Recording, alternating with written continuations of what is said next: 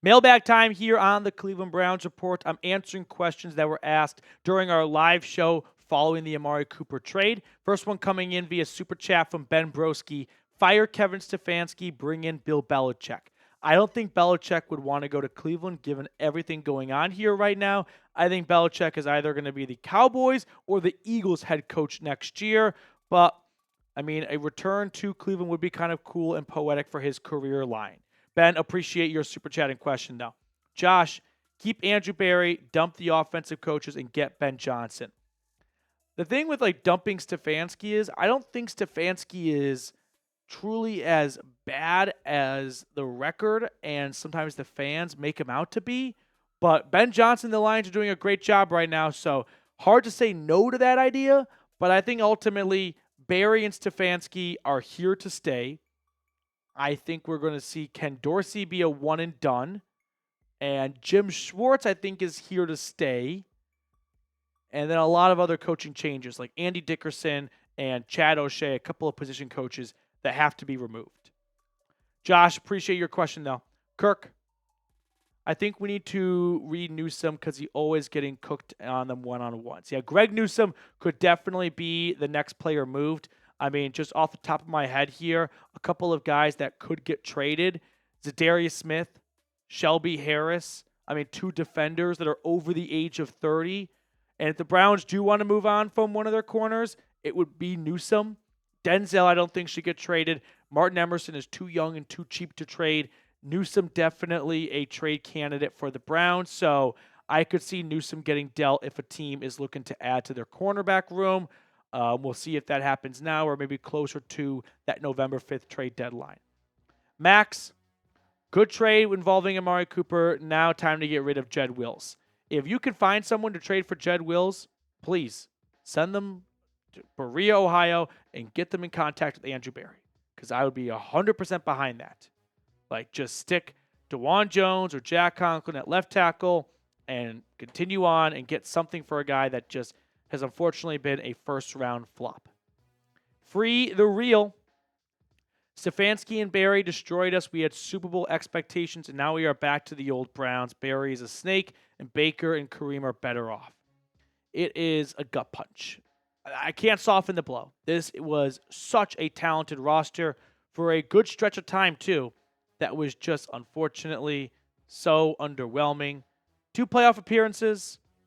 No playoff wins. Or 1 playoff win, 2020. I was thinking of kind of this post-Baker Browns. And we'll see if Watson can end the year on a high-ish note to give us a little bit of hope for next year. And maybe just kind of, okay, we end the year. We a horrible start, but we kind of end the year playing 500 football, maybe end with 6 or 7 wins. And we're going to go into the draft, and we're going to use our first-round pick on an offensive tackle. We're going to bring in a new young wide receiver to pair with Jerry Jeudy. And if Deshaun Watson can just put that disastrous start to the 2024 season behind him, maybe we can get back to where we were supposed to be. A lot of ifs there, but that's kind of the only path I see that's optimistic for the Browns. Rigbone, with Cooper gone, is Jeudy wide receiver 1 officially? Yes, and something that I'll say I'm very happy I was wrong on. Extending him, Jerry Jeudy is looking like a great decision for the Browns. Because had they not extended him back in April with the way he has played so far, I think he would have gotten a bigger payday in the offseason. But you also at least have some level of stability because if you did not extend Jeudy, I mean, you were going into this year with Cooper, Jeudy, and Elijah Moore all on the final years of their contract. You could be looking at a complete wide receiver room overhaul. At least now you're kind of keeping some things that are good pieces where they should be. Rigbone, appreciate your super chat. Mark, at this point, I'd give up 2 first-round picks for someone to take Watson off our hands. If only they could take the cap hits off our hands. That, unfortunately, cannot be accomplished in a trade, but I feel your pain. This is probably not the year to trade the Browns' first-round pick away, though. It's going to be a top 10 pick, maybe even top 5. As things stand right now, it's the number 2 overall pick in the NFL draft. All right, before we get to the other questions on today's episode, a quick shout out to our wonderful sponsor, Game Time. Game Time is a new feature called Game Time Picks that makes getting tickets to see your favorite teams play live even easier. Game Time Picks filters out the fluff to show you only incredible deals on great seats so you don't have to waste time searching through thousands of tickets. Take the guesswork out of buying tickets with Game Time. Download the Game Time app, create an account, and use code CHATSPORTS for $20 off your first purchase. Game Time offers the Game Time guarantee as well. If you find tickets in the same section and row for less, Game Time will credit you 110% of the difference. So save $20 on that first purchase. Terms apply, but again, create an account and redeem code CHAT Sports for $20 off. Download Game Time today. What time is it? Game time. We got some more questions coming in. Kirk Davis, you think we should trade Tillman at this point? No, because you're not going to get anything for Tillman. Whenever it comes to trades, you have to think about the other side. What team is going to call and offer you anything other than a 2026 7th-round pick for Cedric Tillman? No one. So if you're only going to get a bag of peanuts, might as well hold on and see if he can show us something the rest of the season. Kirk, I do appreciate your super chat, though. We have some other questions coming in we can get to here in just a moment.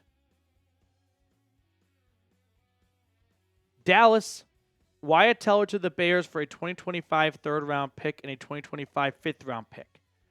Wyatt Teller to the Bears for a 2025 fifth-round pick is feasible. The Bears are not giving up a third and a fifth for an interior offensive lineman who's towards the end of his career and is a expensive cap hit for next season and is coming off a knee injury midseason. You're just not going to get that from Chicago.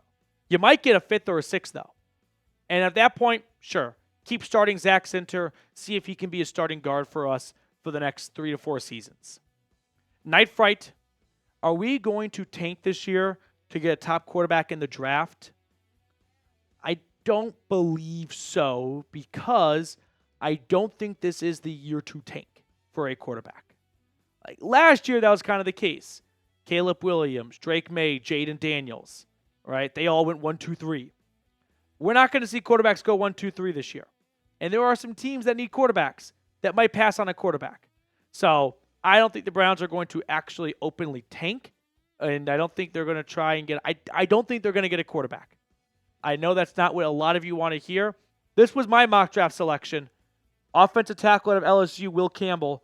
I believe the Browns are going to give Deshaun Watson the 4th year of his contract, unless things even get worse than they are right now for him. And they're going to reload a little bit on the offensive line, bring in some new young receivers, and go, this is it, Watson. Do or die, year 4 in Cleveland.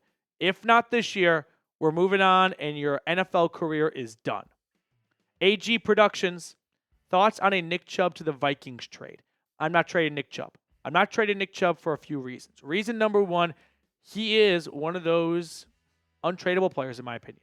He is so important to the locker room and to the fan base. I just don't think you can make that trade with how bad the Browns are doing PR-wise. This is going to light the city on fire. So, no. And also because I don't think the Vikings would do it. They're not going to give the Browns anything worth a damn. So unless Nick Chubb goes to the Browns and says, please trade me so I can go play for a contending team before my career is up, the Vikings are not going to offer you more than a 6th or a 7th, which at that point the Browns go, might as well hold on to Chubb. Is a 6th or 7th round pick worth the PR nightmare we're going to have on our hands when we trade away the most popular player in the team's history for the last 6 years? Probably not. Caleb Jeffrey, T. Higgins. I don't think the Browns are going to be big spenders in free agency this year. I think this year is going to be we kind of got to get our books straight a little bit because we've got some dead cap hits coming our way. Amari Cooper's got a $25 million dead cap hit awaiting the Browns for 2025. So I don't think they're going to be big spenders. Plus, Andrew Berry traditionally hasn't really been a big spender in free agency. The biggest contract he's given out was Dalvin Tomlinson. Is it a 4-year, $60-ish million contract? Something like that? 65? I don't remember. But point being is, T. Higgins, I think, is going to get more than that. I don't think it's going to be in Cleveland. White Wolf 22. I know they are not benching Watson, but is there a chance Winston or DTR gets a chance to play? There's a group of people out there saying start DTR. DTR showed improvement last year. DTR at this point, I think the coaches have seen enough from DTR to have a good idea as to what he is as a quarterback, and I don't think he's a future franchise quarterback for the Browns. I think it's somewhat similar to like Aiden O'Connell and the Raiders, where people just want something different, but it's not going to be any better. Or like Mac Jones and Bailey Zappi in New England. Sure, you can try the young guy, but it's probably a good reason why he's quarterback 3 on this depth chart. There's probably a good reason why the Browns paid Jameis Winston $5 million to be the actual backup. So I'm not really interested in starting DTR. Jameis can maybe be a stopgap quarterback for next year. So if you want to get a look at that this year, okay. But I think Watson is going to start for the rest of the year unless things get much, much worse. And I think he's probably going to come back next year. Fellow needs us. I'm going to just go call you Monk. Needs speed and hands at wide receiver. Maybe Thrash and Tillman shine in a larger role. When Chubb turns out to be, we'll decide if running back or wide receiver. What Chubb turns out to be, we'll decide if running back or wide receiver comes off the board first. If the Browns were at least like good this year, we could talk about Ashton Genty just stepping in and replacing Nick Chubb. How fun would that be if the Browns were good this year, maybe come up short or whatever, and then they just reload with Genty out of Boise State? You can't take a running back if you are the Browns. You're going to be in the same spot the New York Giants were with Saquon, where it's not a luxury you can afford yourself when you are a 1-5 team.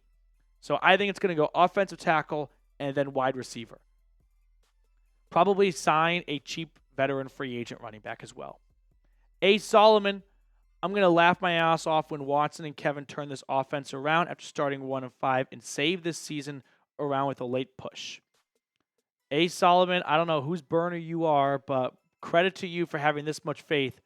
You've got the faith of this entire chat right now because I do not have faith in the Browns turning the season around and making the playoffs. I could see them at one stretch maybe going like 3-3 in the last 6 games, maybe ending the year with 6 wins, dare I say 7, but nothing more than that. Jimmy J, who could be the next on the trade block for the Browns? It's Darius Smith. I think it's going to be a Detroit Lion. Wyatt Teller or Joel Petonio, I could see getting dealt. Shelby Harris, I definitely see getting traded. I think these two are near locks to get traded. If anyone's interested in one of these banged-up offensive linemen from last year, have at it. Greg Newsome, David Njoku, but I think the Browns want to trade Njoku, so a team would have to give him an offer they can't refuse, like a 3rd-round draft pick or maybe even a 2nd, but that seems unlikely. So these two right here, if I had to put money down, are the next two to get traded. Okay, last question coming in from Brian. Trade Haslam for a bag of trash. Like a flexi, like a good bag, or just like a flimsy bag?